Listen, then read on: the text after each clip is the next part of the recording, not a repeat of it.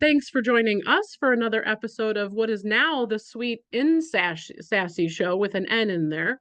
I'd like to plug who made a logo for us recently and helped clip some videos down.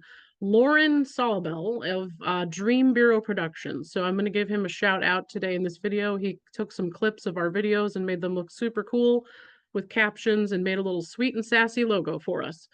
So today we are going to be talking about communication. This has come up quite a bit in our lives, both of us, personally and professionally.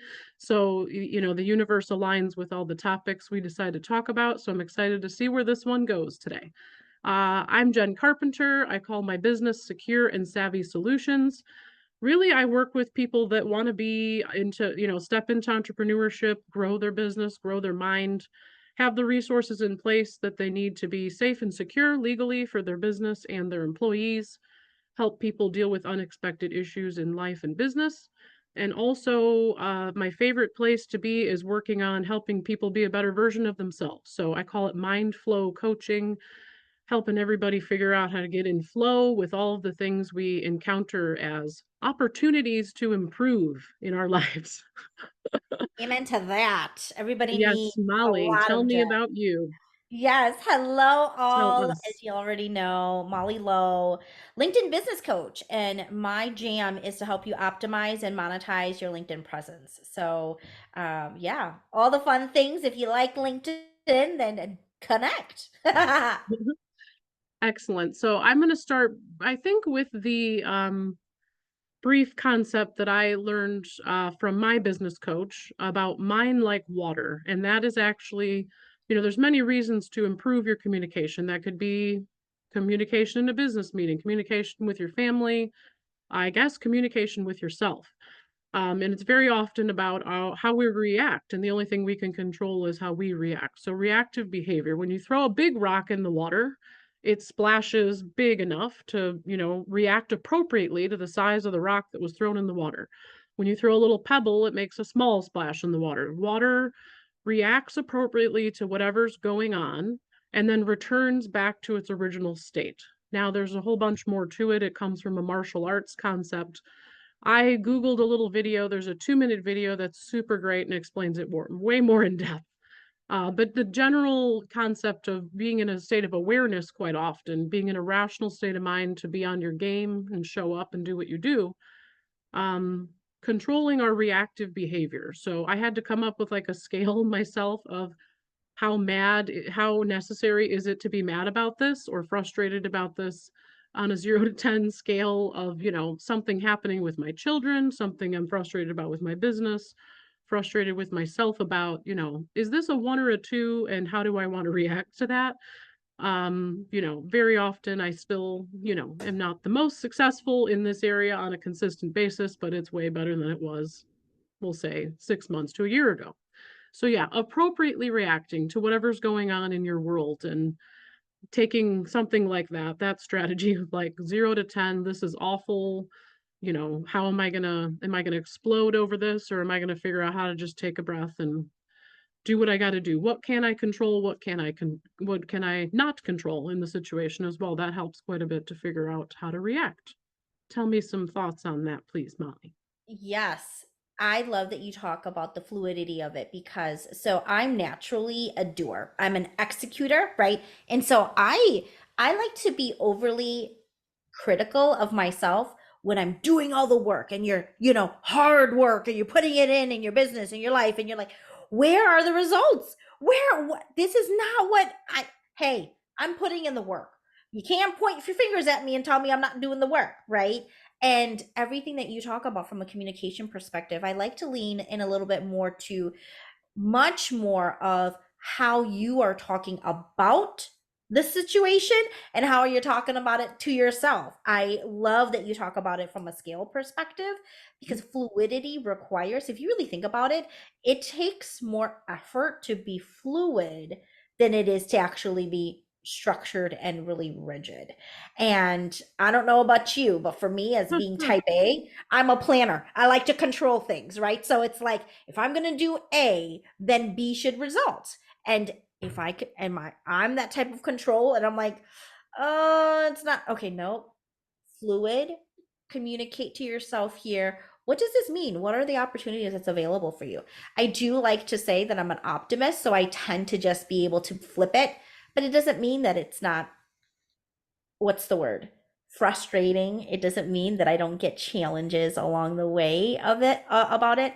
And I do think that, just as you shared, communication and the ability to understand how to respond. It is the only person responsible for how you react to something is yourself. It really is. So, this kind of leads into the next topic. When we do choose to communicate, okay, we've stayed calm, we decided what's in our control, what's not in our control. Yeah. And then it gets into, how we say what we're going to say. So yeah, the awareness of all of it is where it starts. Um, let's talk about, being assertive. Being assertive doesn't mean that you are not being nice, actually. This has come up quite a bit personally for me and in my business as well. Um, Recently, we've talked about too, I wanted to kind of turn up my feminine energy and decrease my masculine energy a little bit. Yet at the same time, I need to be more assertive, like, in the masculine energy. So when in business, uh, not being assertive, not being clear, not being concise, and not actually like saying and asking exactly for what you want, it wastes other people's time for one thing, it wastes your energy for another. Um, but it basically, being assertive is just being clear on exactly what you want, and there's nothing wrong with it. You're just respecting your own boundaries and being clear and concise. So it doesn't mean that you're not nice. So being assertive in business is, when you're not, it's kind of seen as being weak. So when you're not being bold and clear about what you want, it's being seen as weak. You have to ask exactly for what you want and be clear on it. And so getting clear on it is the first place to start. I want to show up as joyful and fun in my conversations, yet I still have to be serious and assertive and clear and concise at the same time. So that kind of concept of, still being nice, but asking for what we want. Yes, I resonate so much with that. For as long as I can remember, people would say to me, Molly, you're really intimidating. Ah, I And love that you're saying this. Wait, I was told multiple times by people, and I had no idea that I was intimidating because I was so friendly. Like this has come up in a few occasions. I had a coworker that was, 60 years old and told me that she was intimidated by me as a therapist for like the first 6 months that we worked together. And I'm like, what? This is like, I had no idea. I was told the same thing by another friend's girlfriend after like a year. And I'm like the nicest person in the world. Like, how am I intimidating? So go on. yes, I resonate with that seriously. And that's why I say that I think, just as we were just brainstorming right before we clicked record here, was I have been told for the longest time that I was intimidating. And so I learned to kind of just stuff that, right? But to your point, now that I'm an entrepreneur, it actually serves me better because I take up more space, right? I show up, I say what I want to say, when I want to say it, how I want to say it, right? And as I shared, communication in my world, now that I am who I am, doing what I'm doing and what I love, clear, concise, spicy, nice. And Yes, yes. I was waiting for that. yes, Spicy, nice. Yep. yeah, because the reality is, to your point, we are nice. We really are. And I think that sometimes um, it doesn't serve us when we're that way. When you can be spicy nice, people actually, at least my clients, they love it when I lovingly challenge them. And I'm like, wait, pause. What did you just say there? Why did you say that? And really helping them to understand. Oh, oh my gosh. Okay, yeah. Thank you. And having that sense of communication as a coach is really advantageous for you, because in a world where people pleasing is rampant and people don't want to hurt your feelings, right? Not a lot of people are going to say what sometimes you wish they would say. And that's why I say spicy nice is the way to go, because I will always say it from a perspective of tactfulness. And I try my best to ask for your availability and openness to receive. And then from there, I go in and I'm spicy nice with it. Yeah. Yeah. I even talked about this at another time recently too, that, basically I was called out a couple years ago and I needed to be called out. And it had to do with a person I was meeting with in the realm of marketing and branding. And she said about, your content should be calling your people out. Like people who lived in a victim mentality and people pleasers and have been through all kinds of crap, those are the people that need to be called out that I can help, you know?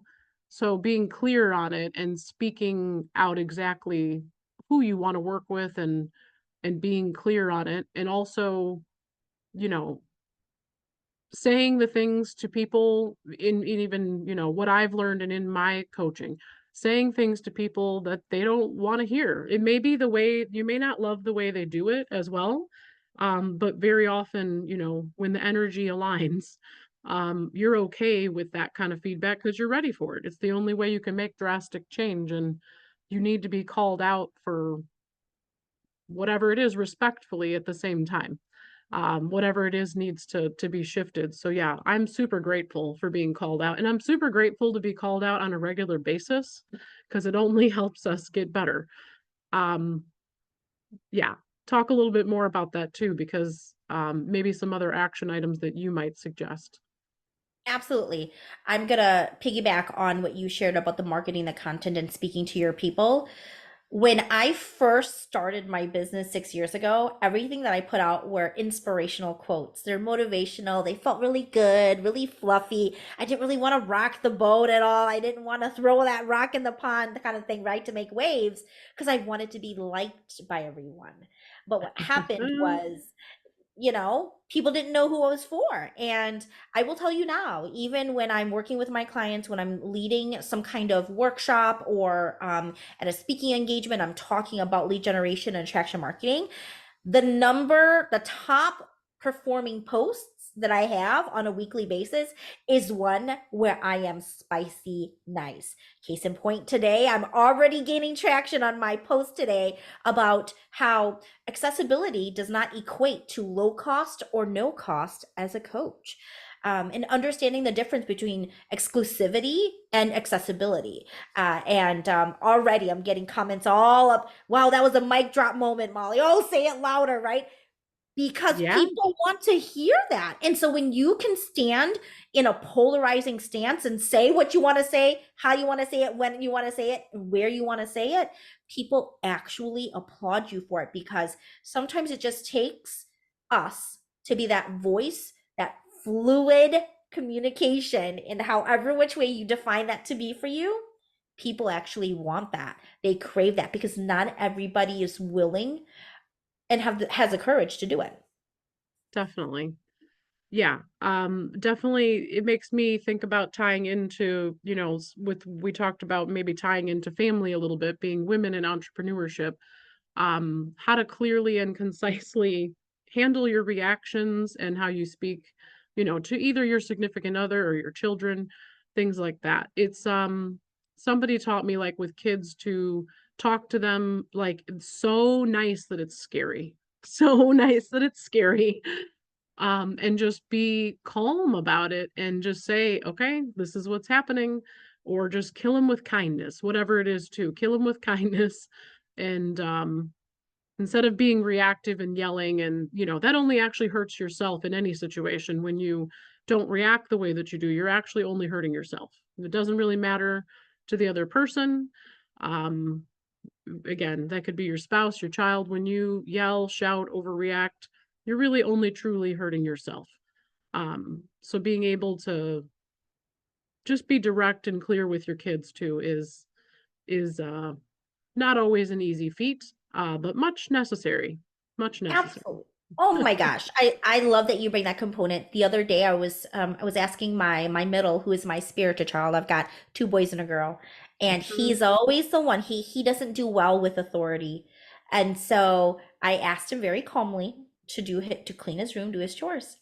And to your point, he started by saying, "Oh, stop yell." Oh, well, mom's not really yelling at me. I'm like, "Yeah, because I'm not.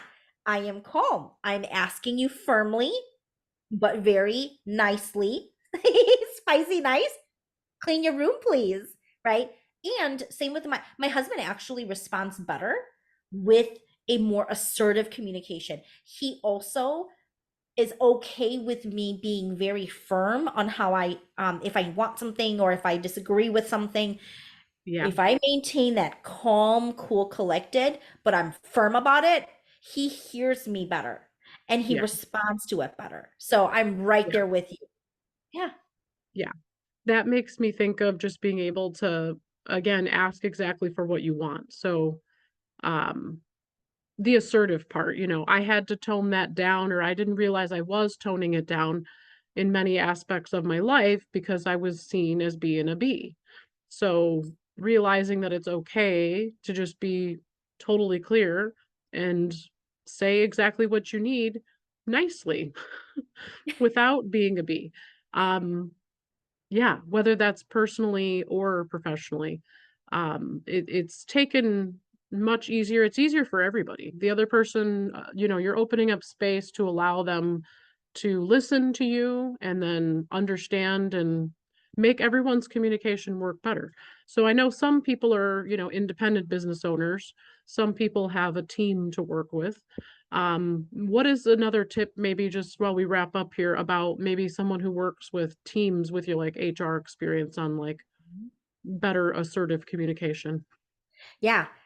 In my personal opinion, assertive always goes from it, I believe, I feel, right? When you say it from that first person, I need, it's okay because you're already letting them know like this is from a place of me and my need and my desire. And even now I've got three amazing team members on my team, as I continue to build my coaching business, and it is actually more empowering when you can tell them exactly what you need without going around in a circle and Yes. beating Yes. around the bush, because they're just like, Molly, how can I help you? And if you just Yes. said, I need help with this. I need this next. It's clear cut, short and sweet and to the point. Yes. So, yeah. Yes.